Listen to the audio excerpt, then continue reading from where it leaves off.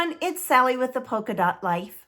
Have you had the opportunity to either look at the Pretty Pumpkins bundle, or do you have it and have you had a chance to play with it yet?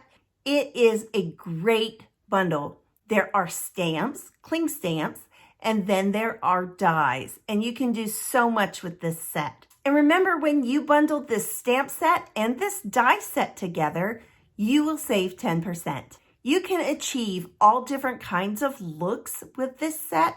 The card that we are going to make together today is kind of a boho country feel, but I've also made some cute whimsical cards, and I have a couple very elegant cards. So it will cover many of your fall occasions. Let's go over to the craft desk and jump right in. The Pretty Pumpkins bundle can be found in the holiday catalog, or some people call it the July to December catalog. And like I say, they can be bundled together to save 10%. There's a decorated pumpkin, a trio of pumpkins, some vines. There's this one that you could stamp it and then cut one out, and some different greetings. I love these. I think they're so sweet. If friends were pumpkins, I'd pick you. Who wouldn't love to get that in the mail? You have a die for this image. You can cut this image out. There are dies to cut out this image, this one, the vines. There's one for this leaf. There's this freestanding die that will cut out this pumpkin on its own, and this decorative pumpkin, this die will cut one out all on its own as well. I apologize, this is a little bit out of center of the frame for filming, but I don't want my light to glare on this and you have to deal with that the whole time. Plus, we are going to be working with our Stampin Write markers, and these are the water-based ones. And so I'm going to have to be doing some coloring on our stamps, and I need to be able to see that. If you see an image that is colored with more than one color, this is likely how the artist did it. The Stamparatus is what we call this piece of equipment. It is a stamp positioning tool is what it actually is. It's just our branded name is the Stamparatus. And so we can open this up and put this down here. And hopefully that isn't glaring. But we can take our markers and we can color this image the way that we want. I've decided that I want to use Blackberry Bliss as our main color, and we need to use this stamp positioning tool because we are probably going to have to go over this several times because we're going to be coloring.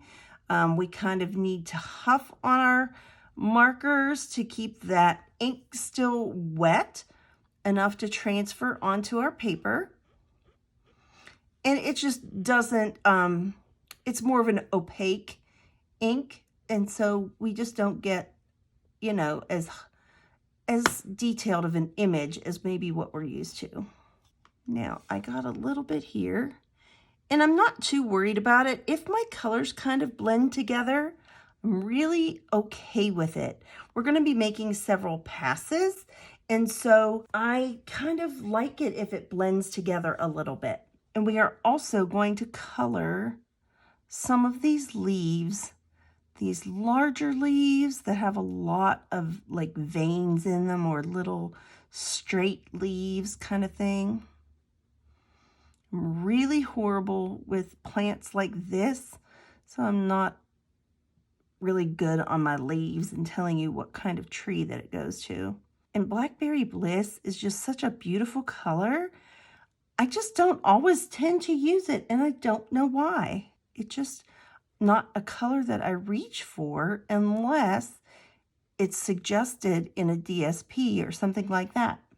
I'm just glancing over here because I like how my first card turned out, and I want to use the same colors in the same locations. Now, when you get in here and you start perhaps getting some of your colors mixed together, you're going to want some of this scrap paper, and that's why I use this grid paper on the Stamparatus. It's going to serve two purposes: for me to clean off my pen, and it's going to help me line up here, and it's just going to keep my Stamparatus clean. So this is crushed curry. Also, another color I don't use all that often. I use it in the fall. It is one of my favorite go-to colors for fall, and it certainly isn't limited to fall. And see, now I got up into this a little bit, but I'm not too worried about it because I'm using a very dark color for that, and it'll just blend right in. It's more of you don't want to catch a dark color. I should have started with my crushed curry, to be honest, but I knew that I'd probably be away from most places that I'm using it because your yellow ink will just kind of get muddied up or take on a color of something else. And we don't want to ruin our markers. Now, Blackberry Bliss is one of the darkest colors that we have, so I didn't worry too much about cleaning off my pen then. But I am just going to take a little pass here on my paper. And then this is Evening Evergreen. And pretty much everything else on this stamp is going to get colored with this color. You can also do some fun techniques where you can even color one of these plants 2 different colors. And that's something we'll have to think about doing sometime. It's been a while since I've done that on a video. But we're just going to keep going along. You don't want to mash your nib down because you don't want to ruin your nib of your marker. You want to take notice of that. You kind of want to use it on its side. And like I say, if you kind of get a little bit of this dark green onto another one, it's not really a big deal. I would rather the color kind of went together like there a little bit than to taint my marker.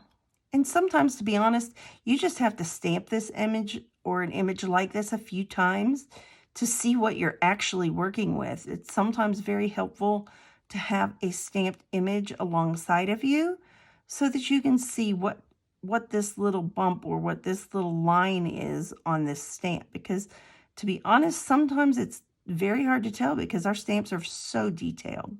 And we have these little dotted sprigs. And like I say, I can go right over where I got that crushed curry with this Evening Evergreen, and it's not going to make a bit of difference to this marker. And let's see, it looks like we have everything covered. I am just going to clean that off a minute. And I may have to pick this up and put it back down a minute. I'm going to huff on it or exhale and put my warm breath on that to reactivate that ink. And then we can just kind of rub on this if you feel like you want to do that. Some things like sentiments don't love that, but on an image you can generally do it. Now see, this is still light, but you can also see there's a lot of ink still on here. So I might just do that again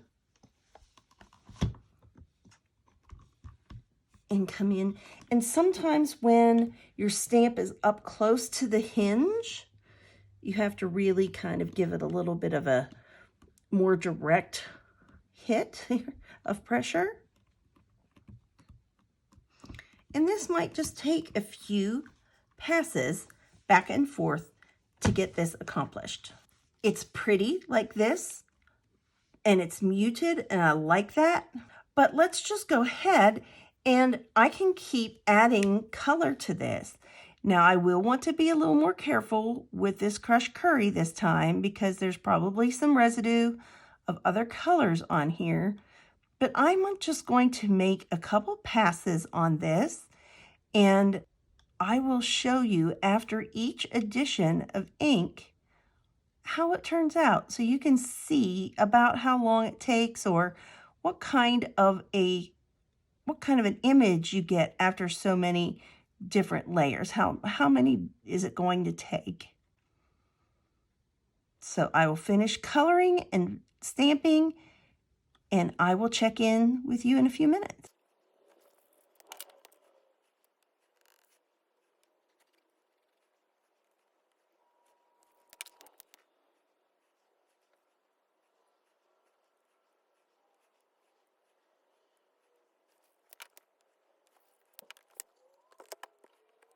Now, I have colored and stamped twice, and I want to take a minute to show you too. You might want to keep some hand sanitizer or something on your desk just to keep your fingers clean so you don't get your cardstock messy. Now, I see here some areas where I didn't get some of those little dotted things colored in quite like I should have. So I'm just going to take a minute and do that, just all on their own. You just want to make sure that your cardstock is snug up there in the corner. That way it stays nice and lined up. That's why we have our magnets in place. Oh yes, that's much, much better. It's actually right in here. There's just a little teeny one that you kind of miss if you're not paying attention. And I just want to kind of look over. I see that these lines that I really want to be nice and dark here in this Blackberry Bliss weren't. So let's fix those a quick minute. And the only other thing I see that bothers me, and it really doesn't bother me, but this leaf is just not as filled in as I would like it to be. And by just doing one little area at a time, you have some more open time with that ink. And so it's going to give you a much better image.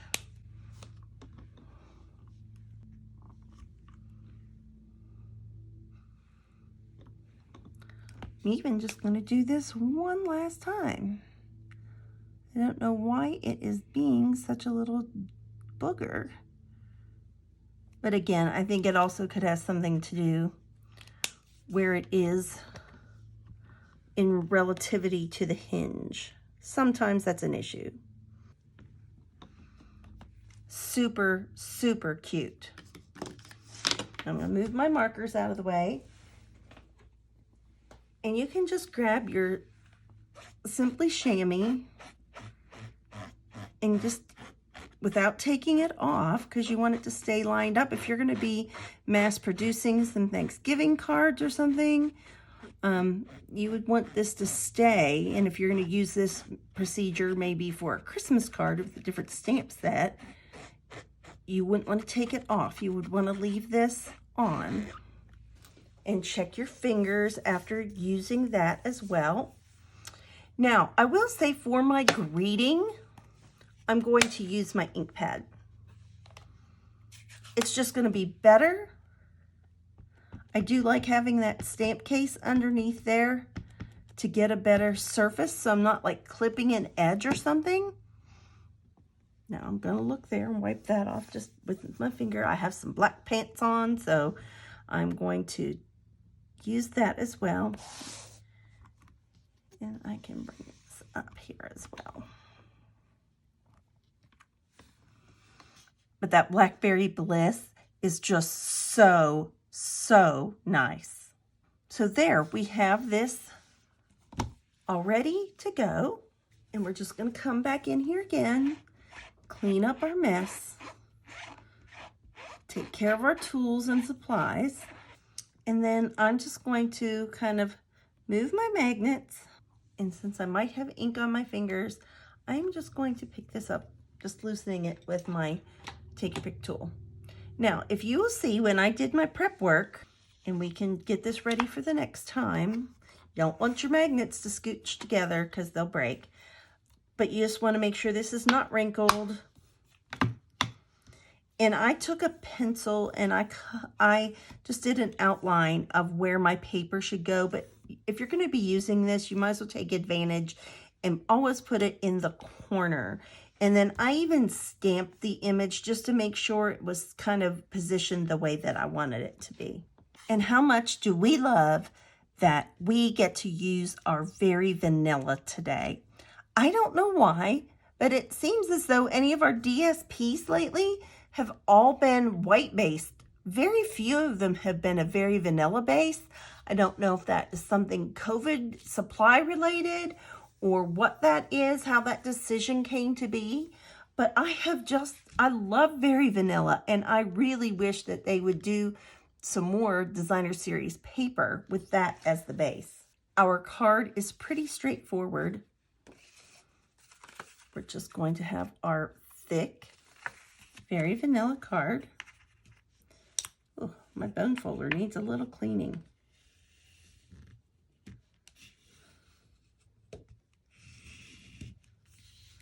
There we go. Now we can just put our layers together. We are going to start by using some of our multi-purpose glue and putting our Very Vanilla layer onto our evening evergreen. Love this color combo. Not sure why I picked it, but I do like it.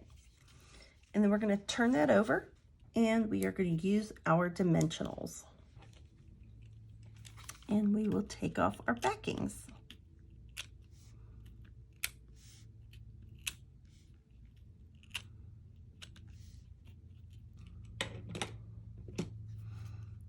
I am just going to use a little tiny bit of glue. I just want to have a little slide, but I don't want to get puckery places. So I'm just going to put a real slight little bit of this glue on here. And I'm not going to like put it directly in the center. I just kind of want to make sure that these three top and the two sides are about the same distance. And I want that slide factor because I don't want to have to get in there with my fingers and really push if something didn't line up, just because we have that risk of having some ink on our fingers. We have some of our in color jewels. And I want to put one right here. And I want to put one up here. Now you can put them anywhere you want. This is just where I put mine. And I put one right here. And isn't that just a really elegant looking card to send someone during this fall season? It wouldn't have to be Thanksgiving, but I will probably use the I'm so thankful for you stamp and stamp an inside greeting. Now I did take the textile embossing folder and just made a decorative flap for my envelope. And I think it just elevates it. I love a Very Vanilla card base. I think it just makes everything look so rich. Now we also have a few whimsical cards. So I have this card to show you. And that I used the Gather Together stamp in the Early Espresso. And this one I used my Stampin' Blends. And I stamped that trio down first. And then on a separate piece of basic white cardstock, I stamped it again. And that's when I colored it in. And then I actually colored both layers just in case a piece showed through. And then I cut these out. I fussy cut these out. And then I just put those on top. This one flat, this with dimensionals. I did some of our twine and I made a bow, a triple bow. Used some of those gems again. These are the Stitch with Whimsy dies that I used on here. And I just did 2 different layers. And then I just decorated the inside. I thought it just needed a little pop of color. Using that same trio stamp, I stamped on this. I used Old Olive on this and some Pool Party. And I used that as one of my layers. I used the macrame embossing folder with the crumb cake, and I see I haven't finished the inside. I need to put a white liner inside of there, but I just thought that that was a really sweet card as well. Then I decided I wanted to try to do a little bit more elegant of a card. Now, I think that these would be perfect for a fall wedding.